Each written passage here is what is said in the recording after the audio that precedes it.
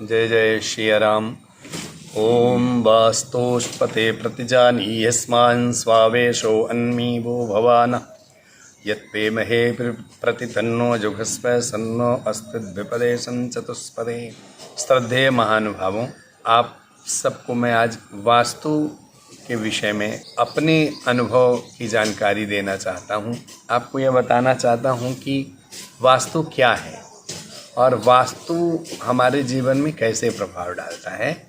हम कैसे वास्तु के अनुरूप अपने जीवन को ढाल करके लाभ ले सकते हैं और अपने कष्टों से काफ़ी हद तक छुटकारा पा सकते हैं। वास्तु को हम एकदम सहज और सरल रूप में बताते हैं ताकि आपके अंदर जो बहुत सारी दुविधाएं हैं वास्तु को लेके और बहुत सारी हवा है, तो ये इससे आपका भ्रम दूर हो, संदेह दूर हो और आप इसको पहले गहराई से जान लीजिए। वास्तु का जो मूल सिद्धांत है वो है प्रकृति से जुड़ करके, नेचर से जुड़ करके नेचर का लाभ लेना। क्योंकि हमारे इस मनुष्य तन के लिए ही हम वास्तु का प्रयोग करते हैं, चाहे से घर है, मकान है, दुकान है, आपकी फैक्ट्री है, आपका और कोई प्रतिष्ठान है, आपका नगर है, आपका क्षेत्र है, इन सब में वास्तु की बहुत अहमियत है। वास्तु का सहज सरल मतलब है कि विशिष्ट वह विधा जो आपको सकारात्मक दृष्टिकोण में सकारात्मकता से जोड़े रखे। इसमें दिशाओं का बहुत महत्व है। तो वास्तु जब हमारा ठीक होगा, वास्तु माने व्यवस्थित होना भी है। तो जब आप व्यवस्थित होंगे, किसी चीज़ को आप प्रॉपर सही तरीके से यूज करेंगे या सही चीज़ों से ही आपका कनेक्शन बना रहे, कोई भी गलत चीज़ों से, गलत विधा से, नेगेटिविटी से, नकारात्मकता से संबंध नहीं चाहता, तो हमारा जीवन बहुत समुचित होगा। आजकल जब हमारे पास जगह का, स्थान का अभाव हो गया, तो हम शहर में छोटी छोटी जगहों में हमें गुजारा करना हमारी बाध्यता हो गई, हमारी मजबूरी बन गई। क्योंकि आज इतना एक्सपेंसिव, इतना खर्चीला जीवन हो गया है कि सभी लोग बड़े की कल्पना नहीं कर सकते। पहले हम नेचर में ही हर चीज़ का इस्तेमाल, प्रयोग किया करते थे। अब हमको शहरीकरण में सबसे ज़्यादा आवश्यक हो गया है वास्तु का। तो आप जैसे हमारा पूर्व दिशा है, तो पूर्व दिशा से सूर्य उदय होते हैं। भगवान नारायण सूर्य का जो उदय होता है वो पूर्व दिशा से होता है और फिर पश्चिम में जाकर के वो अस्त होते हैं और फिर इसके बाद में पश्चिम से उत्तर होते हुए पूर्व में उदय होते हैं। तो पूर्व दिशा से हमें सकारात्मक एनर्जी मिलती है, प्रकाश की, अथाह ऊर्जा की। और फिर जैसे जैसे 10 दिशाओं को, यानी 4 दिशाएं हैं, पूर्व, पश्चिम, उत्तर, दक्षिण, और इन चारों के कॉर्नर हैं अग्निकोण, नैऋत्य कोण, वायव्य कोण और ईशान कोण। और ऊपर और नीचे, नीचे माने जमीन, ऊपर माने आकाश। तो ये 10 दिशाएं हमारे जीवन में बहुत ही उपयोगी हैं। लेकिन सभी लोगों का घर, अगर आप अपने घर से तुलना करेंगे तो कुछ न कुछ कमी सब में होती है।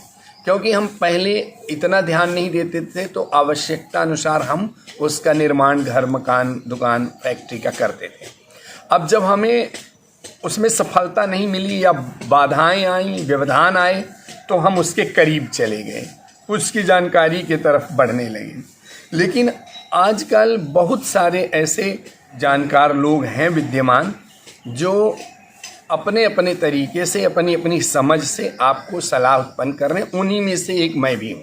हर एक का काम बहुत समाज में बटा हुआ है। इस पर भी अब चूँकि लोग क्रॉस करने लगे हैं, एंटी क्वेश्चन करने लगे हैं, तो उनके लिए यह वीडियो नहीं है। उन्हीं के लिए वीडियो है जो सकारात्मक दृष्टिकोण रखते हैं, जो सनातन पर विश्वास करते हैं। आप लोग सबसे पहले ये जान लीजिए कि आधा वास्तु अगर कोई भी ब्राह्मण अपने मुख से मार्गदर्शन दे दे तो वह आपके लिए 4 गुना ज़्यादा लाभप्रद होगा। क्योंकि ब्राह्मण का काम है कि समाज को ज्ञान की व्यवस्था, जानकारी की व्यवस्था कराना।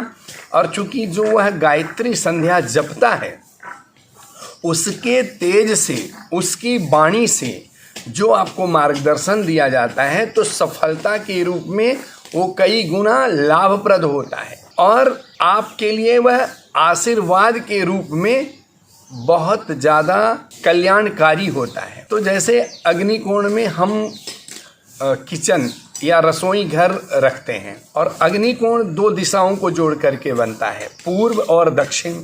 तो जो दक्षिण की अग्नि है वो नाशवान है। जब हम मृत्यु को प्राप्त करते हैं तो फिर हम दक्षिण दिशा की तरफ हमारा संस्कार होता है।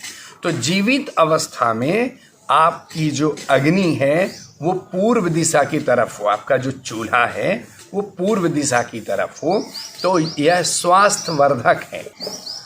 अगर मान लीजिए कई बार होता है कि आपके यहाँ ऐसा नहीं है तो उससे नुकसान तो बहुत होता है। अलग अलग दिशाओं की अग्नि कहीं स्वास्थ्य के लिए घातक होती है, कहीं धन के लिए घातक होती है, कहीं अन्नपूर्णा के लिए घातक होती है। तो अग्निकोण में आप दक्षिण दिशा से रिलेटेड पश्चिम तक आप स्टोर रूम बना सकते हैं और पूर्व दिशा को किचन रख सकते हैं, दक्षिण दिशा में टॉयलेट रख सकते हैं। नैऋत्य कोण में जो है साउथ और वेस्ट के कॉर्नर को, उसमें घर का मुखिया, अब घर का यहाँ पर ज़्यादातर लोग बुजुर्ग को समझते हैं और मैं इसको ये समझता हूँ कि जो घर का भार चलाता है, घर का भार ढोता है, जो घर के लिए धन की व्यवस्था करता है, उस व्यक्ति को वहाँ सोना चाहिए ताकि उसको वहाँ से रिलीफ मिले। नैऋत्य कोण में ही दक्षिण को सिर और उत्तर की तरफ पाँव करके हम लेटते हैं, ऐसा हम सोने की व्यवस्था करते हैं। उसमें से एक तरफ आपका जो घर का भार ढोता है तो दाहिने हाथ का तरफ में उसका तिजोरी होती है या उसका धन रखने का स्थान होता है ताकि वो उसके लिए हल्का हो सके, कैसे सुगमता से धन आए और घर गृहस्थी को चला सके। बाएं हाथ की तरफ में पितरों का स्थान होता है, वहाँ पर हमको कोशिश करें कि वहाँ कोई दरवाज़ा वगैरह हम ना दें। और उसके पाँव की तरफ में वहाँ आप टॉयलेट बाथरूम निर्माण कर सकते हैं पश्चिम दिशा की तरफ, क्योंकि वो हवा से रिलेटेड वायव्य कोण है, जहाँ से कि हमारे घर में ही जब टॉयलेट बाथरूम होता है तो नेचर में वायु क्या करती है, उसको फिल्टर करती है, इसीलिए वहाँ हम टॉयलेट बाथरूम दे सकते हैं। और एकदम वायव्य कोण जो होता है वहाँ पर हम या तो अनमैरिड बच्चों को रखते हैं ताकि उनका विवाह जल्दी हो, या फिर हम अतिथियों को रखते हैं। इसका मतलब ये नहीं कि अतिथि जल्दी चले जाएं, लेकिन चूंकि अतिथि आते ही कम समय के लिए, इसलिए उनके लिए वह दिशा विहित होती है। उत्तर दिशा में भी हम धन का कुबेर का स्थान रख सकते हैं। उत्तरे श्रीपति रक्षेत, उत्तर दिशा में श्री के पति स्वामी नारायण का स्थान है, तो वहाँ पर जहाँ नारायण होते हैं वहाँ लक्ष्मी होती है, तो वहाँ हम उनके लिए भी स्थान बना सकते हैं। और ईशान कोण पूर्ण रूप से बच्चों के पढ़ने के लिए होना चाहिए या प्रथम भगवान की पूजा के लिए हो, इसके बाद वहाँ बच्चों के पढ़ने का स्थान हो। और पूर्व दिशा में भी हम वहाँ पर बैठक कक्ष रख सकते हैं या मध्य भाग में बैठक कक्ष रख सकते हैं।